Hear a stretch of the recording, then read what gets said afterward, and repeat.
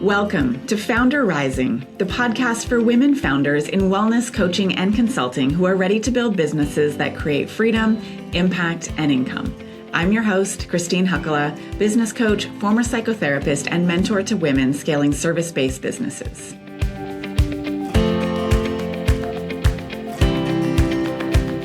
Today, I'm joined by Shenelle B, founder of B.L.A.Z.E Careers. She helps organizations build emotionally intelligent leaders and stronger workplace cultures from her home base in New Jersey. Shenelle, welcome to the show. Thank you so much for having me, Christine. I'm happy to be here. Oh, I'm so excited to have you and just hear all about your story and the great work that you're doing. But let's go back to kind of the beginning. Can you tell me and tell our listeners what was happening in your life, your career, when you realized that you just couldn't keep operating the way that you had been and it was time to do something different? Yeah, I mean, I'd imagine a lot of your listeners can relate to this, but it was the exhaustion. I was exhausted. Yes. I was constantly feeling fatigued. And I'm a very relationship-oriented person, so I noticed the toll that exhaustion and fatigue was taking on the relationships that I had outside of work. Yeah. And to some extent, even the ones that, existed when I was in the workplace, my patience was a little bit lower. My tolerance for, the delays and bureaucracy and all of those things really started to come to a head. And I realized, this is not sustainable, right?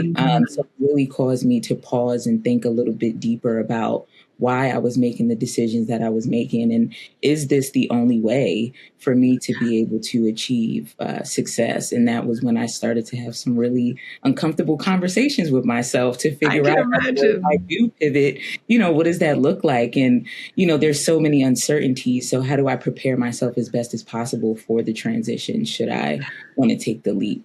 It's a huge leap from moving from a corporate environment, a salary position to like being your own boss. So say a little bit, what was your industry? Like, what did you do? What kind of companies did you work for? And what were the first things you started thinking about like that you would offer as an entrepreneur? Oh, yeah, absolutely. It's a great question. So my experience is human resources. So, SHRM certified, went to school for human resource management. So I was doing a lot of HR work in corporate Fortune 100 and 500 companies. And then my specialization was in diversity, equity, and inclusion, obviously, before that became a no-no term. Yeah, but it really gave me, right. But it really gave me a deeper insight into the structure and the systems within organizations and how they function to encourage folks to engage and participate and perform. And through the work that I was doing, I realized that there was a gap in people struggling with their emotional regulation, regardless of level, regardless of where they sat within the organization.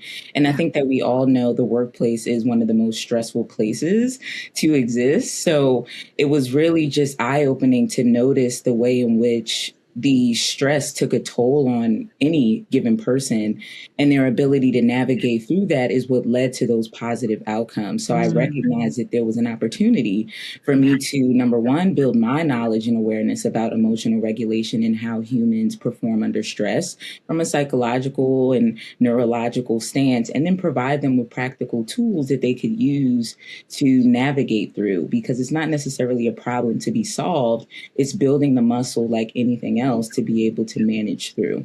Exactly. Yeah. I mean, it sounds to me like from a skills, niche, and experience perspective, you had all the foundational ingredients, to be really successful building your own business. But I know, and I assume you know too, that early on, we get that really quick lesson of like, whoa, this isn't just about providing a service. It's about now I'm a business owner. What was that like for you, some of those early thoughts and mindset shifts that you had to make moving from the corporate world, salaried job into being an entrepreneur? Yeah, it's another good question. I think for me, it was very much letting go of the idea that, number one, my performance and my identity were synonymous, right? I think that's the trap that a lot of folks find themselves in. And if I was going to be helping individuals and organizations be able to meet people in a human-centered place, it would require them to break up with that idea, because I think that that's the norm. And then the other piece of that is separating the idea that success has to be linear. I've met so many clients who are like, I love what I do, like where I'm at. I'm not interested in moving up the corporate ladder or, changing careers. I'm very comfortable where I am. And if anything, I just want to master the role that I'm in. Yes. So it's like, how do I do that? How do I tell that story within my organization? And I help them navigate through that. And then there's those other people who are like, I want to climb the corporate ladder, but I don't necessarily want to do it at the sacrifice of myself. And it's like, well, we can talk through what are some ways that you can create healthy boundaries. What are some ways that you can challenge your ego when it shows up in decision making?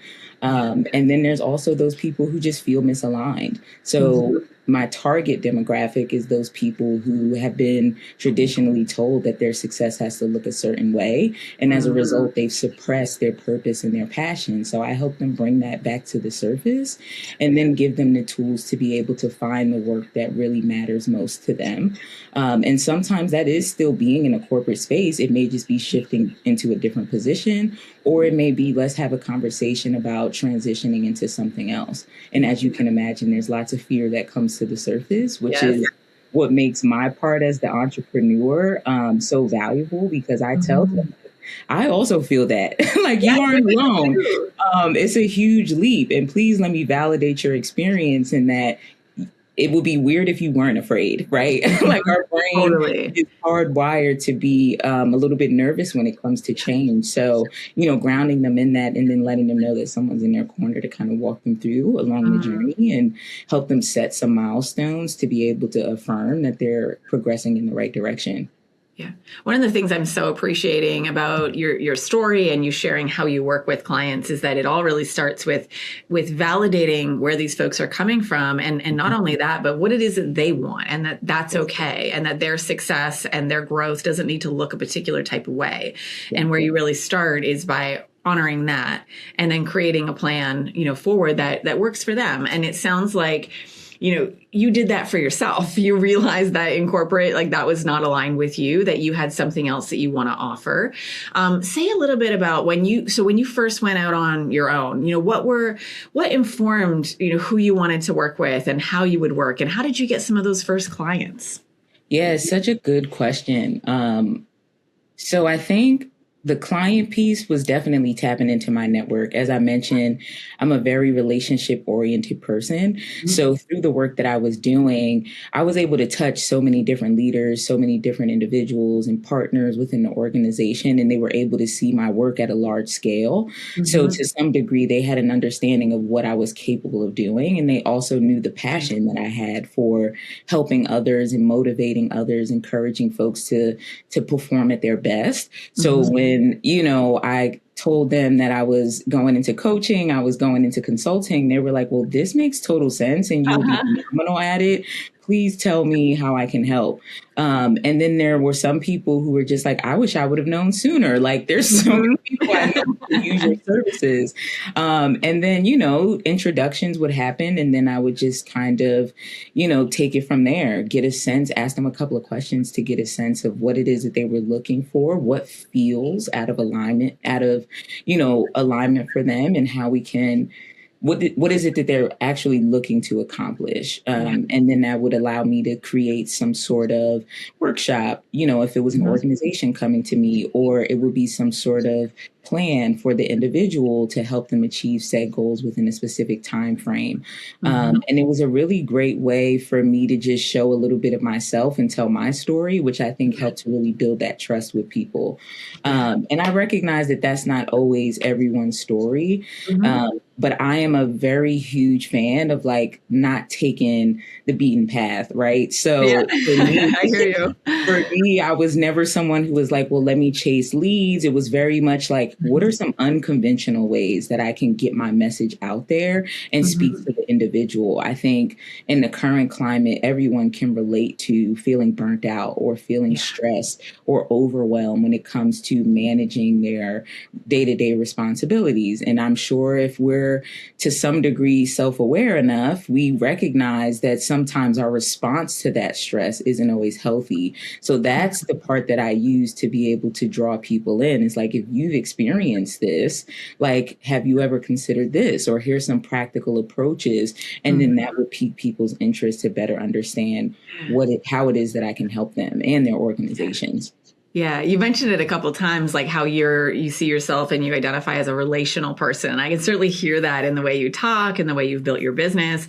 I'll just reflect back. I think you personally did a really wise thing early on, is you already had a great network. You already had a lot of relationships, and you did something that many business owners do, and also many business owners overlook, is leveraging the power of their warm network, those warm referral relationships, to really start to get your first clients. And it sounds like not only did you have a good network, but it sounds like you do amazing work. And I imagine that in the earlier days that the work kind of just spoke for itself. And that's how a lot of entrepreneurs, get clients, is those word of mouth referrals early on. Yep. Now, you've had something really interesting happen to you, that part of your work is your focus on DEI. And as we all know, the political climate has changed significantly in a way that work is now viewed, and the desire for it is different than it has been. I'm really interested, Shenelle, to hear from you. What has your experience been of somebody working in the field of DEI, especially being an entrepreneur, through this political climate? Yeah, it's been interesting time, to say the least. But I have been able to flex a lot of my coaching skills, because when I talk to a lot of CHROs or remaining chief diversity officers, I try to ground them in, like, this was always going to happen. And it's calling us to reimagine the way that we do this work. If I can be transparent, a lot of organizations, they took the easy way out in 2020 after the murder of George Floyd, where they were doing diversity, equity, and inclusion work because they felt like they were reacting to the social climate. And, it's great that was what motivated people to do it. But the reality is, as a result of that reactivity, they weren't intentional about the way that they were embedding diversity, equity, and inclusion into their organization. So it was a lot of surface level solutions. And do you feel like a lot of companies were doing it more as, like, I don't know if this is the right way to phrase it, but like a marketing strategy, or a way to like just slap something on the face of their companies to look good? Yeah, exactly. Wow. Exactly. And it's really about embedding the principles into the organization, because in the spirit of meritocracy, if DEI principles were embedded intentionally, that would already exist. That foundation would already exist. But because there was an approach taken of everybody has to have a specialized community group, initiative, it really created a little bit more division than it did bring it together. There's a fine line between understanding the lived experience of those around you, and then also being able to motivate people to want to show up in an environment and create actual feelings of belonging. So it became more about like checking a box than it did about the intentionality of changing the behaviors within the culture of the organization. And I think that's where a lot of companies are struggling now, because they realize that happened. And now they're looking for someone who can help them actually build those human-centered practices so that it really does feel like an environment where everybody feels heard and everybody feels like they're able to succeed. Yeah. Obviously, this is a really complex and can be a very difficult topic to converse about. Yeah, it's the water you swim in. It's the world that you live in, in many different ways. And I would love to hear a little bit more, Shenelle, about, and firstly, I want to say, I'm relieved to hear that there are leaders out there who are now taking this as an opportunity to realize that the work they perhaps did, was more on the surface, and that there is an opportunity to go deeper. I guess what I want to hear from your perspective is, even though the surface of DEI work, and I know that's not everything you do, but it's been a big part of it, has changed drastically. What are you finding behind the scenes? In the work that you do with leaders, has the work really changed all that much, that you do or that people are wanting? Is it the way you've talked about it that's changing, or is it more systemic than that? Yeah, that's a really good question. And I can tell you that a lot of organizations want to do the work. They just don't know how. So that's where I come in to to get a better understanding of like, well, talk to me about your culture. Talk to me about the organization. What have you noticed as the pain points? What's some data that you've collected that can help get a clearer picture of what's really happening for your employees? And how can I help you translate that into objectives and goals that create a culture where people feel like they can succeed and they're supported? And then I would also say that there's a handful of organizations that started well before 2020. And if anything, took it up a notch in 2020. So there's a good amount of organizations who've been doing the work because they likely had leaders who understood the value of inclusion and equity in the workplace. But what I've noticed is that there's just a lot of organizations who are still committed. They're just not necessarily talking about it publicly.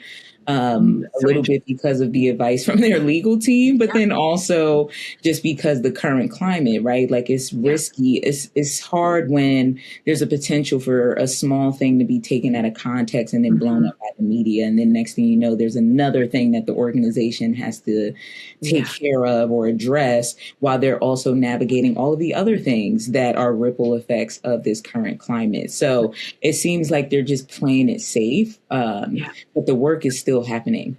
That's so heartening to hear. And, you know, my hope and trust and faith is that it's not always going to be this way on the surface.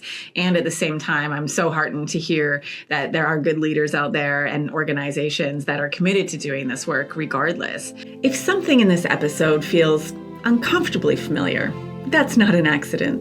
A lot of the women who listen to this show are at that in-between stage. The business works, but it's heavy. You're the bottleneck. You're stretched, you know something needs to shift, but you're not sure what the right next move is. That's exactly why I offer free connection calls with my team.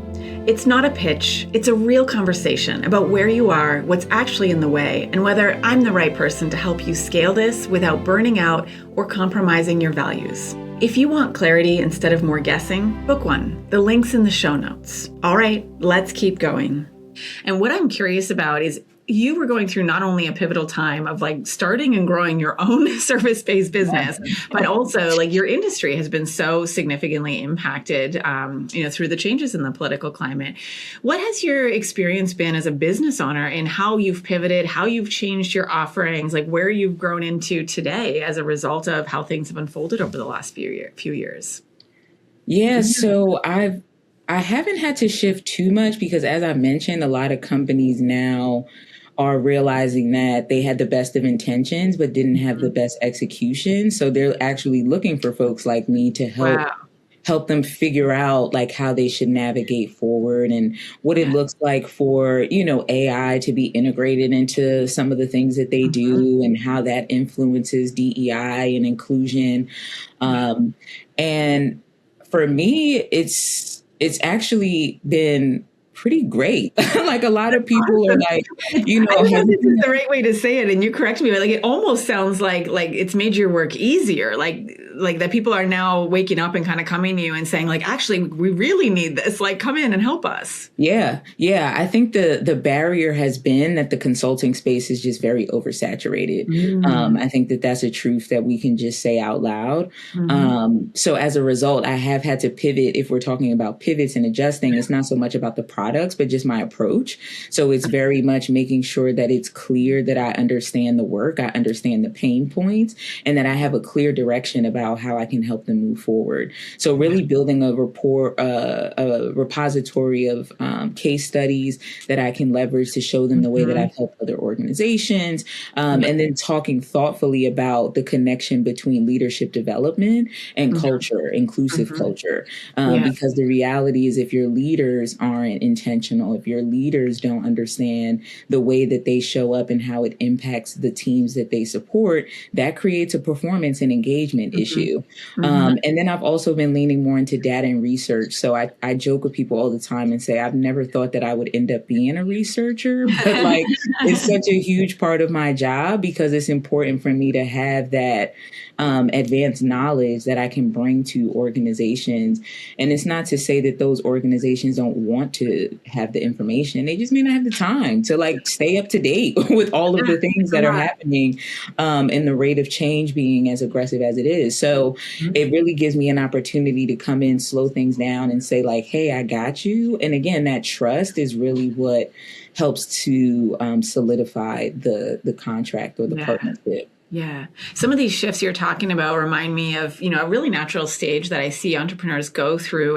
And you, in my opinion, very wisely, like leveraged your warm referral network when you first started out. You kind of like the digital equivalent of hanging the sign on the door is you said, hey, I'm here. Here's who I am. Here's what I do. I offer this service. And you intentionally engaged in conversations with people who either became clients or would refer you to clients. A lot of business owners reach a point, sometimes within the first 12 to 18 months where they have tapped out, quote unquote, their warm referral network. And now they've got to start developing relationships with people who don't know who they are, people a little bit outside of that inner circle. And, really what that's all about. And what I hear you talking about, Shenelle, is trust. This question of it's easy or easier to get a contract, land a client, have someone say yes to working with you when they already know who you are and what you bring to the table and what you do. And it's harder with somebody who doesn't know those things. So a lot of growing our business beyond those warm referrals is leveraging trust and leveraging our relationship building skills, to help those folks understand that we get them, we understand their problem, and we have the skills and expertise to solve it and solve it in a way that works for them. Yeah. What would you say, as I share that, like, what would you say has been your experience in terms of like starting to move outside of your warm network and what that's been like and what you've had to pivot as a business owner to build those relationships?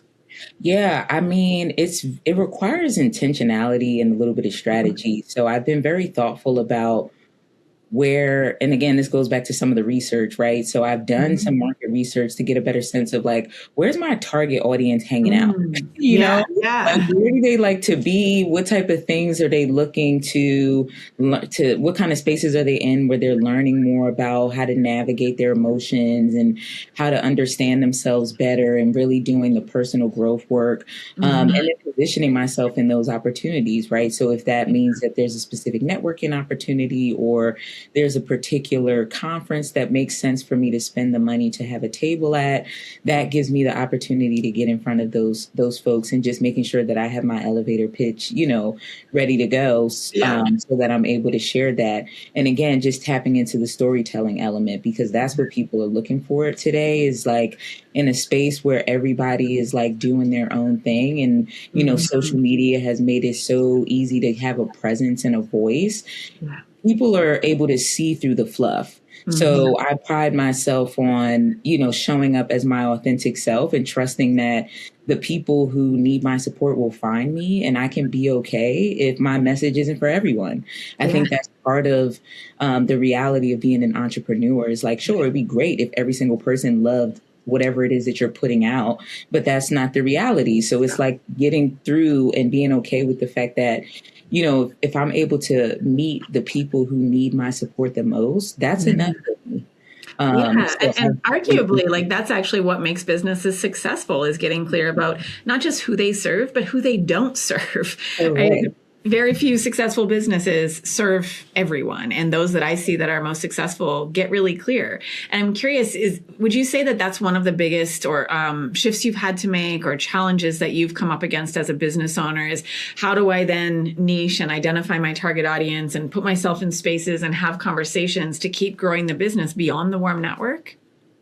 Yeah, it's definitely been a learning curve, because again, like with the work that I do, like you think that, most people will be like, yeah, like I actually do want to understand my emotions better. But then I'm realizing that there's a large portion of folks who just aren't ready to take that on. Or that's not how they conceptualize the problem out of the gate. Correct. Like they can get there with support, but it's not necessarily what's top of mind. Exactly. And then because of the state of the world, like so many people are just like, this is not something that I have time for, which is Mm, also part of my philosophy and conversation with those individuals is like, well, is it that you don't have time for it or is it that you just haven't given yourself permission to choose you?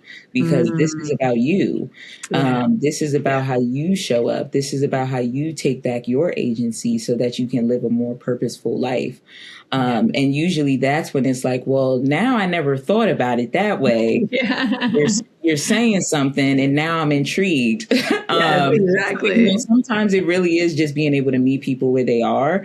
And then the other thing that I will say just about like my warm network is that even if they weren't necessarily introducing me to people, they did also invite me to events. So like if they Mm, knew that there were people who could use my services or they wanted to get me into a room with certain decision makers, they would tell me like, yeah, I can get you into this space so that you can talk about what you do.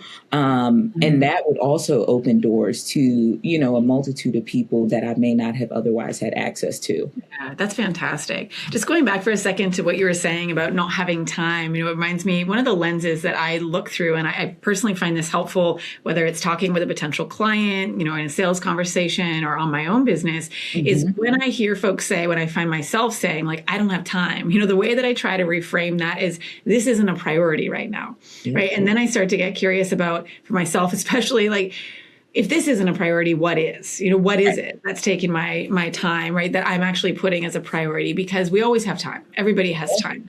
We have time for the things that we choose to be priorities. And I've personally found that very helpful as a business owner to consider if I don't have time to do something that I said what was important to me, what is Mm-hmm. the thing that I'm actually, my actions are saying that this other thing is more important. Yep. And that has actually helped me shift my relationship with time. I certainly don't have more hours in the day, but I do accomplish things differently and make different choices when I recognize that it's not about how I manage my time, it's about what I prioritize. Exactly. Yep. And just kind of shifting that back onto you in terms of priorities, when you think about what's most important to you and what you're really focused on in the next, 12 months, 24 months, what do you see changing? What are you focusing on? What are you really wanting to grow and build with your business, Shenelle? Yeah, it's really, I mean, my ultimate goal is like this larger ecosystem that exists where people are understanding the connection between how they show up and how that creates these waves externally. Yeah. And the more kindness that we bring into those spaces, the more positive change we'll start to see. Hmm. I was reading a book not too long ago where the author made the point that we cause 99.9% of our distress in any given day. I could get behind that. Yeah, and it's largely because we don't necessarily understand the way that our ego gets activated in certain situations, or we Mm, take things personal that we don't necessarily need to take personal, or we just don't have the language to be able to articulate what it is that we're feeling, what it is that we're mm, experiencing. And there's not always a safe space to do that. So we're less inclined to want to be that honest. So mm. for me, it's about scaling the impact to get people to understand that we're all capable of doing it. We're Yeah, all capable of coming back to our agency and our shared humanity so yeah, that we can create the spaces that we're looking for, because yeah. humans are designed for connection. And we've allowed all of these societal norms to create this division. And I think that there's an Mm, opportunity for us to find our way back. Because I was reading another book that talked about how oftentimes people are more inclined to change in crisis. And to me, what we're mhm. living through is a humanity crisis. So this calls for us to consider what's important. What do we need to prioritize? And I think that that's one another. I love this message so much, just from a personal level. Like, I'm all about figuring out how to elevate and scale your impact and your voice. I just so appreciate the work that you're doing in the world. How do you see your business model changing in the future in order to scale and have a bigger impact on the people you serve? Yeah, I mean, I think that there will certainly be um, more like group coaching Yeah, cohorts. it's more one to many. Yeah, yeah. Uh-huh. And then I also imagine that there'll be some opportunity for me to license specific frameworks. Like I know that there's a lot of leaders in organizations who love the message and want to be able to take it and run with it within their Yeah. organization. And I completely trust them to do that. Oh, So yeah. it's, packaging it up nicely, making sure that they have all of the resources that they need to support themselves. And then there's also just a couple of gaps that I've noticed in tools in some of the Mhm. systems that I support organizations with. For Yeah. example, in the talent terrain, a lot of times Mhm. leaders are saying, like, we want to mitigate bias in this process so that Mhm. everybody has an opportunity to move through the organization or get the skills that they need to move through the organization. But the tools that they currently have to facilitate those processes aren't necessarily designed to be equitable. So it's like, what does that look like for me to be able to come in and create a product that can help them do that with Yeah, yeah. human-centered I can lens? totally see how you're going to become a researcher with that kind of motivation. Yeah, exactly, exactly. That's Now, what really I will say exciting. is that I'm currently in school for my PhD, so it's getting me going Yeah. Oh to my be able to goodness. like get in the weeds Congrats. with research and build these new concepts and frameworks. But it's really just how we just reimagine the workplace. So Mhm. when we talk about scale and long-term impact, it's just thinking through, once we get through the individual, it's like, well, now let's talk about the systems and the conditions that exist, Exactly. because that's the other side of that coin. So that's the focus for the future. That's really exciting. So, shifting some of your offerings from one-to-one to one-to-many, creating licensable frameworks, developing tools that don't exist, to better support leaders. I love all of that. What do you imagine is going to be the biggest challenge or like the next big learning curve for you as a business owner as you venture into that? Honestly, and many entrepreneurs are probably thinking the same thing. I think is AI, just better Mm. understanding AI and how it's Yeah. going to impact the workplace. And what are some considerations, right? Like a lot of leaders who have started to think about that for their organization have Hmm. just been asking the question about compliance and risk and Yeah. bias. Yeah. Because, sometimes we don't think about the fact that this is a machine that was created by another human. Yeah. So it's likely going to have some bias. So it's really been a lot of research and just understanding the different types of AI and how it shows up in the workplace Hmm. so that I can prepare and provide appropriate recommendations Yes. based off of, again, that system that exists within corporate structures. Yeah, yeah. I'm so glad you brought that up, and I won't go too far because I know we're towards the end of our show. But there's a lot of talk out there about the jobs that AI is going to replace, and I think that's valid. There's obviously going to be a lot of change as a result of that. A conversation that I've been intentionally engaging in more is what are the kinds of jobs that AI is going to open up or create that have Mhm. never previously exist. And I would just throw out there, and it sounds like you're already on this train, is that the role of an AI consultant, right, is something that is going to be in really high demand as organizations and people figure out how to best be in relationship and utilize AI. And it Yep. sounds like somebody in your field as an HR consultant is really perfectly positioned to adopt that role. Yeah. Yeah. Because the foundation is really just understanding HR in the workplace, right? So this added layer comes in of like, okay, well, like, let's talk about what AI looks like in some of these systems, and how it can better support your employees, especially because tech enablement has always been a conversation, right? Like, Mhm. all of Mhm. us can relate to if you come from a corporate space working at least one job where it's like, why is everything so manual when it doesn't need to be? Oh, Um, I'm having flashbacks. Yes. yeah, exactly. So it's very much just like, yeah. So like we understand this has always been a pain point, and it seems like we're positioned to figure out how to use this tool to simplify some of that work in certain areas of the organization in the spirit of innovation. It's just important for leaders to understand those structures and those systems so that they aren't as resistant, Yeah. or so that they can clearly connect the value that it brings to the workforce. Yeah. So yeah, it'll be lots of interesting conversation, but it's exciting because, sometimes when I talk to people who bring me into their organization, they're like, yeah, we just need you to like back up what we already said because we know that Mm. it sounds different coming from someone else. And Yeah. then the added layer is, I can be the person to help you build this or execute because I recognize that your internal teams, while they may have the desire, just don't have the capacity. Mhm. Which is a Mhm. conversation for another time. But like, yeah, Yeah. for Yeah. right now, Yeah. we can focus on getting this part done. Yes. And speaking of conversation for another time, I feel like we need a whole other show just to dive into the implications of AI on service-based businesses. Yeah. But for now, Shenelle, thank you so much for sharing your story, your expertise, your journey with our listeners. If there are folks out there listening who want to learn more about you or get in touch, what's the best way for them to find you? Yeah, so you can absolutely reach out to me on LinkedIn as Shenelle B, and then you can follow me on Instagram. My handle is _with Shenelle. Would love to see you on there. There's definitely a lot of posts where I talk about some of what we touched on today, share parts of my story and things that I've learned along the way. So would love to connect. Well, I think I'm already following you, but if I'm not, I'm going to make sure that I am so I can keep up. Thank you again, Shenelle. Thank you, listener, for tuning in to FoundHer Rising. If today's episode resonated with you, follow the show, share it with another founder, and leave a quick review. It helps more women find these conversations. You can connect with me on LinkedIn or learn more at hucklehorizons.com.